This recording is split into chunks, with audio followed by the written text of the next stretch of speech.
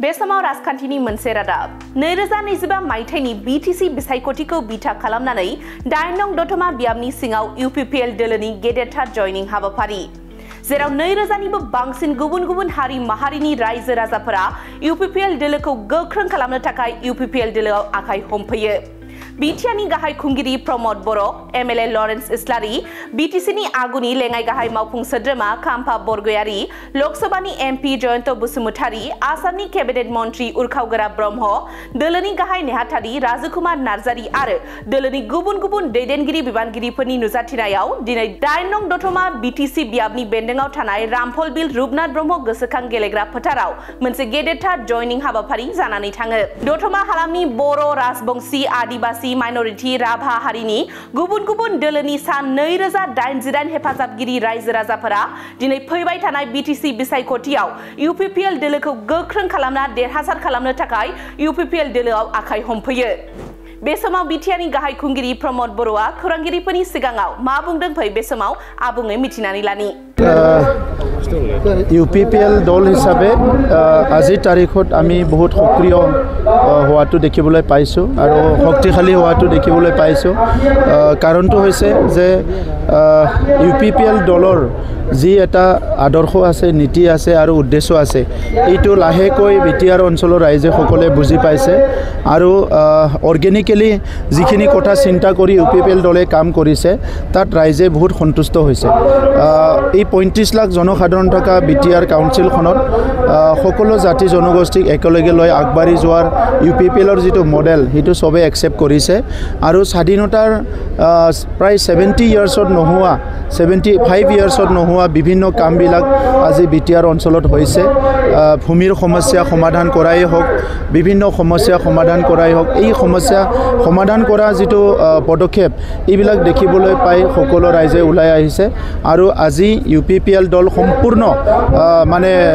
সম্পূৰ্ণ এটা দল এটা হিচাপে আত্মপ্ৰকাশ কৰিছে। ইয়াত সকলো জনগোষ্ঠী বিটিআৰ অঞ্চলত যি 26টা জনগোষ্ঠী আছে প্ৰত্যেকটো জনগোষ্ঠীৰ পৰা সদস্য এই দলত আছে, নেতাসকল এই দলত আছে আৰু শেহতীয়াভাৱে যোৱা এক বছৰত বিভিন্ন দলৰ ছাত্ৰ সংগঠনে হওক বা সামাজিক সংগঠনে হওক বা সাংস্কৃতিক সংগঠনে হওক, এই সংগঠনবিলাকৰ পৰা বিভিন্ন ৰিটায়াৰ্ড হোৱা বা ওলাই আহি বিভিন্ন ব্যক্তিসকলে আমাৰ দলত যোগদান কৰিছে।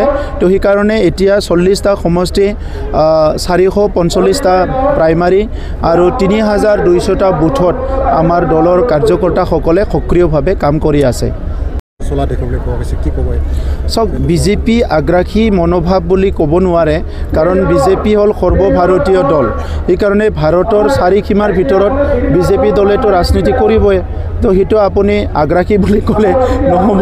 তেখেতসকলে ৰাজনীতি কৰি আছে, তো সেইটো কোনোবা আগ্ৰাসী কয়, কোনোবা কিবা কয়, সেইটো ব্যক্তিগত দৃষ্টিভংগী, কিন্তু মই সেইটো ক'ব নিবিচাৰোঁ। আমাৰ ভাৰতবৰ্ষৰ যিখিনি ৰাজ্য আছে বা ভাৰতৰ চাৰিসীমাৰ ভিতৰতে বিজেপি কংগ্ৰেছ তেখেতসকলে ৰাজনীতি কৰিব আৰু আমি আমাৰ কাউন্সিলতে আমি কনফাইন হৈ আছোঁ, কাৰণ এই কাউন্সিলৰ বিভিন্ন সমস্যাক লৈ, এই কাউন্সিলত বসবাস কৰা বিভিন্ন জাতি জনগোষ্ঠীৰ সমস্যাক লৈ, বড়ো জনগোষ্ঠীৰ বিভিন্ন সমস্যাক লৈ यूपीपीएल জন্ম হৈছে আৰু সেই হিচাপে আমি এই অঞ্চলৰ ৰাইজৰ কাৰণে কাম কৰি আছোঁ। নাই, ইয়াত আৰু ক'ব লগা নাই, নিজৰ দলীয় চিন্তা, নিজৰ দলীয় এজেণ্ডা লৈ কাম কৰিব, আমিও কৰিম, তেখেতসকলেও কৰিব, চবেই কৰিব। আৰু ইলেকশ্যনটোতো বহুত দিন আছে, 4 মাহ আছে আৰু তো ছেপ্টেম্বৰত যদি আমি ইলেকশ্যন পাতোঁ তো 4 মাহত বহুতখিনি কাম কৰিব লগা আছে ৰাইজৰ। মই এটা কথা ক'ব বিচাৰোঁ, আজি ভাৰতৰ গণতন্ত্ৰটো মাদাৰ অফ ডেমক্ৰেচি বুলি কোৱা হৈছে, মানে পৃথিৱীৰ ভিতৰতো সৰ্বশ্ৰেষ্ঠ গণতন্ত্ৰ। গতিকে আজিৰ তাৰিখত আমি ভাৰতীয় মানুহবিলাকে যোনে নেকি ভাৰতৰ গণতন্ত্ৰটো ইমান ওপৰলৈ লৈ গ'ল, ভাৰতীয় মানুহবিলাকে নিৰ্বাচনটো লৈ পেলাই ইমান হুলুস্থুলুচ কৰিব লাগে বুলি মই নাভাবোঁ। আজিকালি ভোটাৰসকলে বা ৰাইজে যথেষ্ট মেচিউৰ হৈছে, গতিকে তেখেতসকলে সিদ্ধান্ত ল'ব, আমি হুলুস্থুলুচ কৰিলেও নকৰিলেও, কোনে ভাল কাম কৰিছে, কোনে ভাল চিন্তা কৰিছে, ইয়াৰ ওপৰত বিচাৰ কৰি ৰাইজে সিদ্ধান্ত ল'ব। কথাটো তেখেতে কি ভাবি কৈছে মই নাজানো, কিন্তু নৰ্মেলি আমি বড়োফাৰ আদৰ্শ বুলি কওঁ যে বড়োফা আদৰ্শ বুলি ক'লে লিভ এণ্ড লেট লিভ। বড়োফাৰ আদৰ্শ লৈ পেলাই কাম কৰাৰ কথাটো আমি সকলোকে এনকাৰেজ কৰোঁ, কাৰণ বড়োফা এই অঞ্চলৰ ন্যায়ৰ কাৰণে, এই অঞ্চলৰ অধিকাৰৰ কাৰণে, এই অঞ্চলত বসবাস কৰা সকলো জাতি জনগোষ্ঠীৰ সাংবিধানিক অধিকাৰৰ কাৰণে কাম কৰিছিলে আৰু সকলো জনগোষ্ঠীক লৈ অহিংসা নীতিৰে কাম কৰিছিলে। গতিকে আজি আমি নিখিল বড়ো ছাত্ৰ সন্থাত বহুত দিন ময়ো কাম কৰি আহিছোঁ, তেখেতৰ আদৰ্শটো আমি বুজি পাওঁ আৰু সেইকাৰণে আজিৰ সময়ত চবে একচেপ্ট কৰিছে যে বড়োফাৰ যিটো আদৰ্শ সেইটো হ'ল লিভ এণ্ড লেট লিভ, জীয়াই থাকিব আৰু জীয়াই থাকিবলৈ দিয়ে। তেখেতৰ আদৰ্শৰে আজি 26টা জনগোষ্ঠীৰ আমি ভিজন ডকুমেণ্ট বনাইছোঁ, সেই জনগোষ্ঠীবিলাকৰ মিউজিয়াম নিৰ্মাণ কৰিবলৈ গৈ আছোঁ। প্ৰত্যেকটো জনগোষ্ঠীৰ ভাষা সংস্কৃতি আগুৱাই নিয়াৰ কাৰণে আমি আঁচনি লৈছোঁ আৰু এই কথাবিলাক বেলেগে বুজি নাপাব। বেলেগে বড়োফা বুলি ক'লে এজন ব্যক্তি বুলি ভাবিব পাৰে, কিন্তু বড়োফা আজি জাতিৰ পিতা মহাত্মা গান্ধীয়ে ভাৰতবৰ্ষৰ কাৰণে যিবিলাক কথা কৈ গ'ল, ঠিক তেনেধৰণৰ বড়োফা আমাৰ অঞ্চলৰ কাৰণে কোনোবা একচেপ্ট কৰে না নকৰে নাজানো, কিন্তু আমাৰ অঞ্চলৰ কাৰণে বড়োফাই যিখিনি নীতি আদৰ্শ শিকাই থৈ গ'ল, যি কাম কৰি থৈ গ'ল, সেইটো সৰ্বোচ্চ বুলি আমি ভাবোঁ।